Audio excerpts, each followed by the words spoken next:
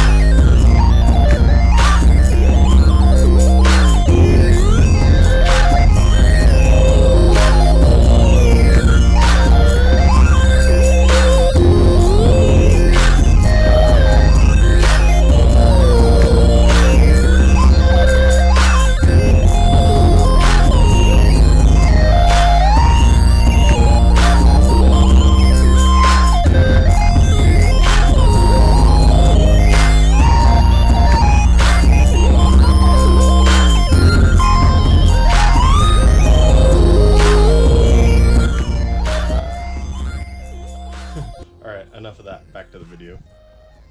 This thing is pretty much outstanding. It is completely tuned.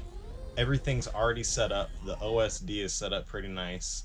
The crossfire is already programmed in there. Everything's taken care of for you. The tune is outstanding. I don't know what is different about it, but this thing flies amazing. I've got old motors on there, mind you, like a year-old motors with bad bearings that are all torn up. This thing's got an old frame, a year-old frame that's all beaten up. It's not in the best condition, and it flies amazing. It's outstanding. I can't believe how good it just flies with this flight controller on it. The tune is perfect. The amount of amps being given to the motors, I don't know what it is, but something's perfect about it. Also, I did some durability testing. Seems to be really strong.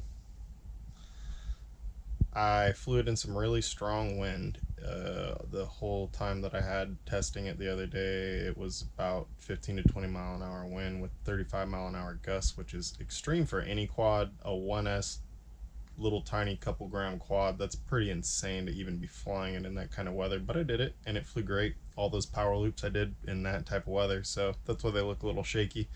Overall, it's got a ton more power with this new board. It flies perfect.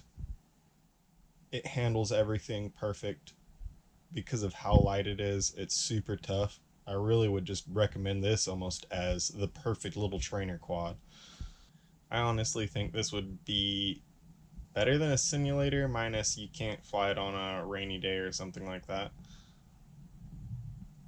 But for pushing your limits with doing actual more advanced tricks, I think this would be a lot better. Also, you gain no skills for doing long range in a simulator, which there's not a whole lot of skill involved of it than getting everything set up properly, but it helps you learn to set those things up properly by just doing it. Overall, this quad is pretty much set up and ready to go, whether you're a novice or you just don't want to set your quad up and you're a pro. This is where it's at. Alright, I think I've talked enough about this. Make that the end of the video. You guys have a great one. Like and subscribe if you want to see some more stuff about things like this. Go to fpvcycle.com and get yourself some supplies.